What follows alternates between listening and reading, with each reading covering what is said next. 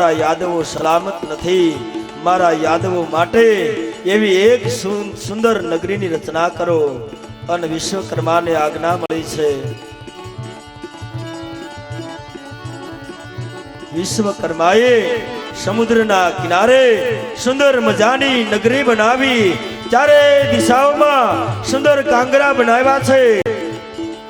આ નગરીનું નામ દ્વારિકા પડ્યું છે. કાલ યૌવન સાથે ભગવાન યુદ્ધ કરવા લાગ્યા છે.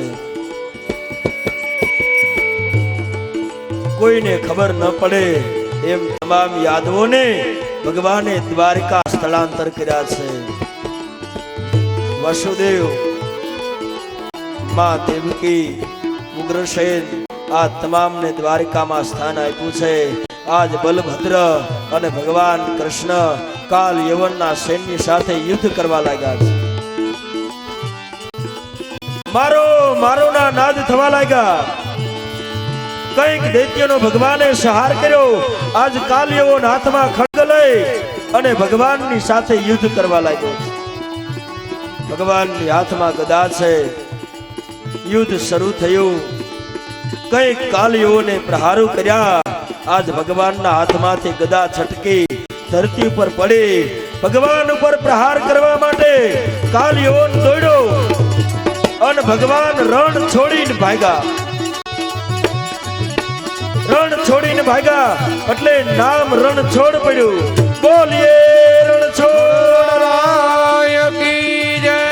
જેવા જેવા ભગવાન કર્મ કરે એવા ભગવાનના નામ પડે. દોડતા દોડતા પાછળ કાલ યૌવન, આગળ ભગવાન, હાથમાં ખડગ છે. અને ગુજરાતની ધરતી પર આવ્યા છે ભગવાન. આજનો જે રેવતાચલ પર્વત, જે ગિરનાર પર્વત છે, આ ગિરનારની તળેટીમાં ભગવાન આવ્યા છે. ભગવાનને ખબર છે મારે આયા એક કર્મ કરવાનું છે. મુચકુંદ મહારાજની ગુફા છે. આ ગુફાની અંદર ભગવાને પ્રવેશ કર્યો છે.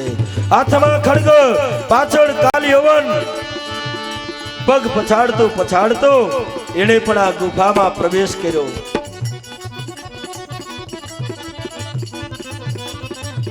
મુચકુંદ મહારાજ સુતા છે અને ભગવાને એક યુક્તિ કરી છે. જે પોતાના ખંભે પીળું પીતાંબર છે એ મુચકુંદને ભગવાને ઓઢાડી દીધું છે. અને ભગવાન મુચકુંદની ગુફામાં સંતાણા છે. કાલ યૌવન હાથમાં ખડગ લઈ ચારે દિશામાં નજર કરે, ભગવાનને ગોતે. એવામાં પીળું પીતાંબર ઓઢાડેલું છે. કાલ યૌવનને એમ કે ભગવાન સુતા છે. હે પરીક્ષિત, આ મુચકુંદને ભગવાનનું વરદાન હતું, જે એને જગાડે એ બળીને ભસ્મ થાય. અન કાલ યૌવનને થપાટ મારી અને મુચકુંદને જગાડ્યા. પીતાંબર ખેંચ્યું અને મુચકુંદની દ્રષ્ટિ ખુલી. દ્રષ્ટિમાંથી અગન જ્વાળા નીકળી. આ જ્વાળામાં કાલ યૌવન બળી ભસ્મ બન્યો. કાલ યૌવનને ભગવાને માર્યો છે અને મુચકુંદને પણ ભગવાને જગાડ્યા છે. આની બુદ્ધિને કોણ પામી શકે? પામે નહીં કોઈ પાર, કળા તે અજબ રચી કીર્તાર. તારી કળાને કોણ પામી શકે? હે અખિલ બ્રહ્માંડના માલિક ભગવાન ત્યાંથી સીધા દ્વારકામાં આવ્યા છે.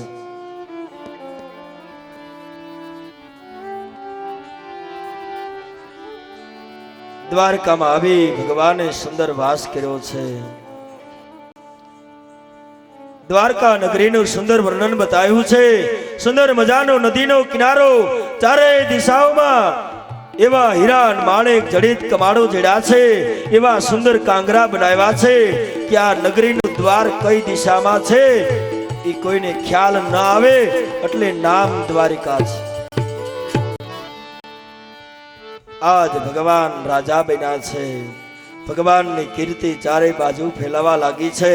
આંગણામાં સાધુ સંતો આવે, બ્રાહ્મણો આવે, અભ્યાગતો આવે.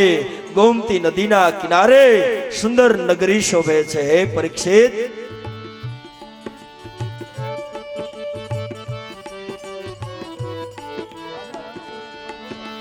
દ્વારિકાનો નાથ ભજો રાજા રણ છોડ.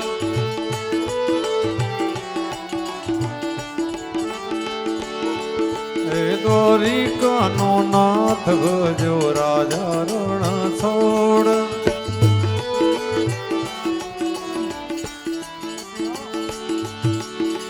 રાજા રણ છોડ ભજો રાજા રણ છોડ.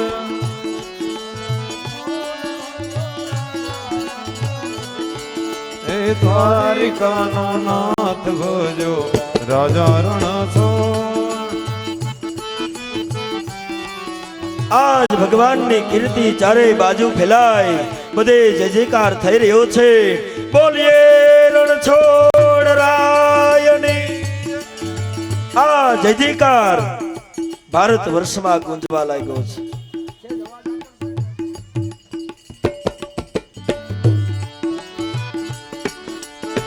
આ બાજુ પરીક્ષિત મહારાજે પ્રશ્ન કર્યો છે. હે બાપજી, ભગવાનને ખબર હતી મુચકુંદને શું કામે જગાડ્યા? મુચકુંદના આંખમાંથી અગન જ્વાળાએ કાલ યવનને શું કામે બાળ્યો? આનું કોઈ ચરિત્ર હોય તો બતાવો. ત્યારે સુખદેવજી કહે, રાજન, જ્યારે દેવતાઓ અને દૈત્યોનું યુદ્ધ થયું ત્યારે દેવતાઓની સાથે મુચકુંદ પણ છે. યુદ્ધની અંદર દેવતાઓને મદદ કરેલી. ત્યારે ભગવાને મુચકુંદને કીધું છે, મહારાજ માગો.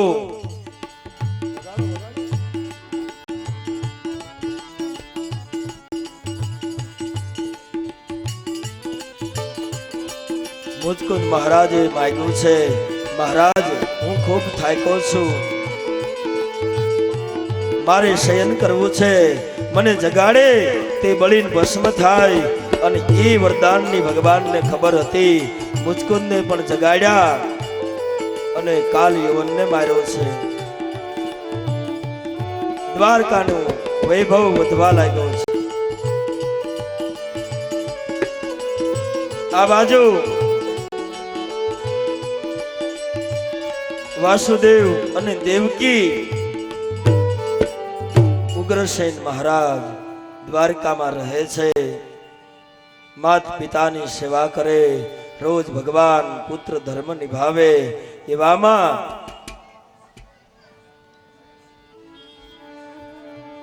જાનૈયાવ શાંતિ રાખજો.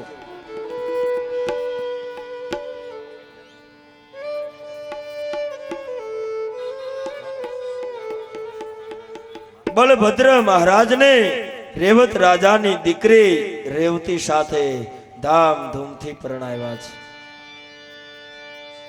ધર્મ, અર્થ, કામ ને મોક્ષના 4 ફેરા બલભદ્રને ફેરવી ભગવાન કૃષ્ણએ ધામધૂમથી ગોમતી નદીના કિનારે સામૈયા કર્યા છે. આ દ્વારકાનો વૈભવ વધવા લાગ્યો. ચારેય દિશાઓમાં ભગવાનની કીર્તિ ફેલાવા લાગી છે. સોનાની નગરી બનાવી છે. આજ દેવતાઓને આ દ્વારકા નગરી જવાની ઈચ્છા થાય. આવી સુંદર નગરી વિશ્વકર્માએ બનાવી છે. એવામાં વિદર્ભ દેશ વિસ્મક રાજા, એને એક દીકરી છે, નામ રૂક્ષ્મણી. ભગવાનની કીર્તિ સાંભળી છે.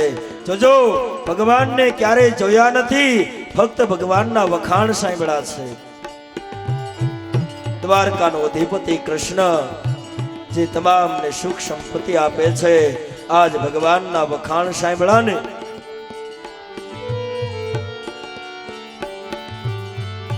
એટલે મન વચન કર્મથી રૂક્ષ્મણી ભગવાન કૃષ્ણને વરી ચૂક્યા છે. મનની અંદર હૃદયના સિંહાસન ઉપર ભગવાન કૃષ્ણને બિરાજિત કર્યા છે. પણ ભીષ્મક રાજા અને રૂક્ષ્મણીનો ભાઈ રૂકમૈયો રૂક્ષ્મણીનું વ્યભિચાર શિશુપાલ સાથે કર્યું છે.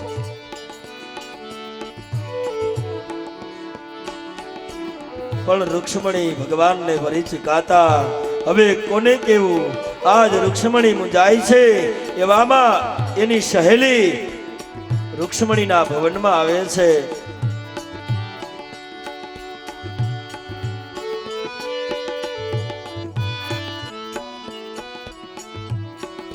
હે બેન, તારા ચહેરા ઉપર ઉદાસી કેમ છે? ત્યારે રૂક્ષ્મણી કહે, મારા લગ્ન નક્કી થયા છે. આ તિથિએ મારા લગ્ન છે. શિશુપાલ સાથે મારું વ્યભિચાર થયું છે, પણ મારે શિશુપાલ સાથે લગ્ન કરવા નથી. મારો પતિ ભગવાન કૃષ્ણ દ્વારકાનો અધિપતિ, એને મન વચન કર્મથી હું વરી ચૂકી છું. મારા લગ્ન જો કૃષ્ણ સાથે નહીં થાય તો આત્મહત્યા કરી અને મૃત્યુ પામીશ.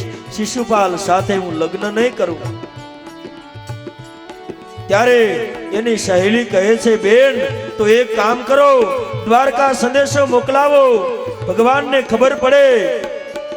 જો તમારા ભાગ્યમાં હશે તો ભગવાન કૃષ્ણ જેવો તને ભરથાર મળશે. હે બેન, પણ સંદેશો લઈને કોણ જાય?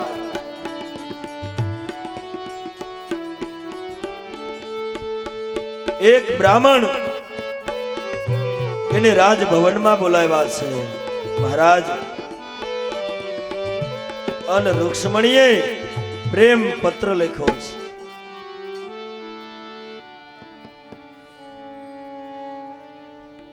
પણ આ પ્રેમ પત્રમાં કઈક મર્યાદા ભરી છે. ભાવ ભક્તનો છે. આપણે ત્યાં દીકરીના લગ્ન હોય ને એટલે લગ્ન પત્રિકા લખવામાં આવે છે. આ તિથિએ આ ઘડીએ અમારા લગ્ન છે અને એ લગ્ન લઈને બ્રાહ્મણને મોકલવામાં આવતા. આ આપણા પૂર્વના સંસ્કારો છે.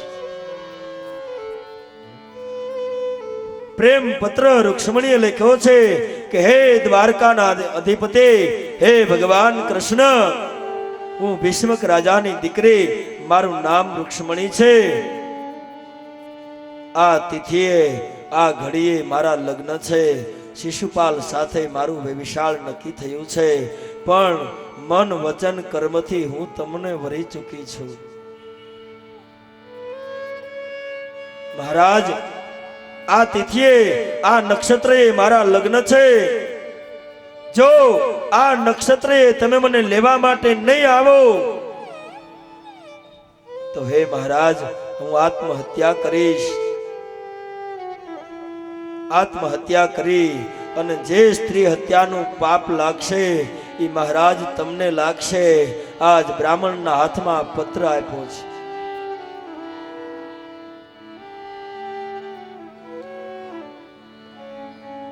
હે ભૂદેવ, જાઓ, આ પત્ર તમારે દ્વારકા નગરીમાં પહોંચાડવાનો છે. એક નગર બીજું નગર આજ ભૂદેવે પ્રયાણ કર્યા છે.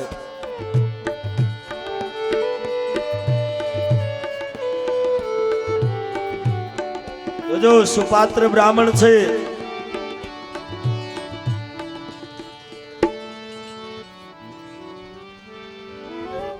આજ રૂક્ષ્મણીનો સંદેશો લઈ અને આ ભૂદેવ નીકળ્યા છે.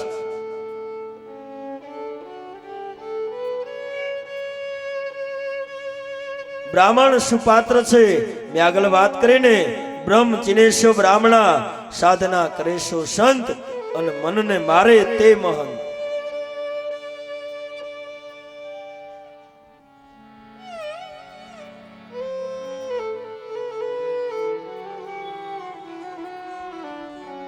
આ બ્રાહ્મણ હાથમાં પત્ર છે. ભગવાનનું ચરિત્ર એવું છે, ભગવાનનું ચરિત્ર એમનેમ સાંભળવા ન મળે, એના માટે આપણે કાંઈક પરિશ્રમ કરવો પડે. અને આ કથામાં શ્રોતાઓએ પરિશ્રમ કર્યો છે.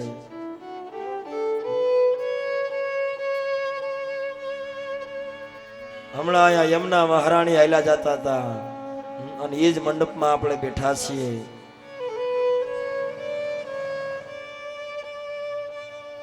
કારણ કોઈ પણ વસ્તુ પ્રાપ્ત કરવી હોય તો એના માટે શ્રમ કરવો પડે, મહેનત કરવી પડે, અરે કંઈક કઠિનાઈઓ સહન કરવી પડે.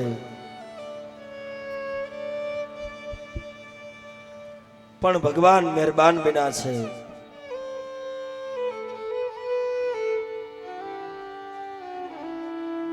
એના હૃદયની અંદર કેવો ભાવ હોય, મને ને તમને તકલીફ લાગે પણ એના મનમાં કેવો ભાવ એ કોણ જાણે? એની કળાને કોણ પકડી શકે?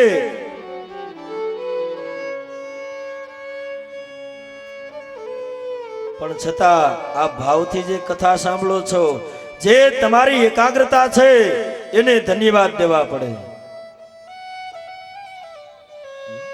નકર એક ગામમાં એક ભૂદેવ કથા કરવા માટે ગયા.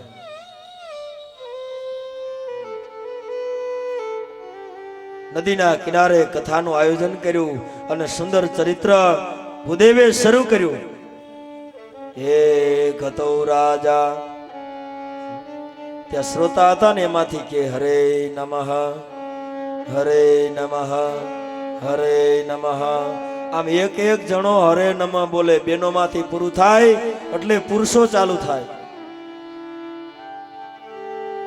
બધા હરે નમઃ, હરે નમઃ.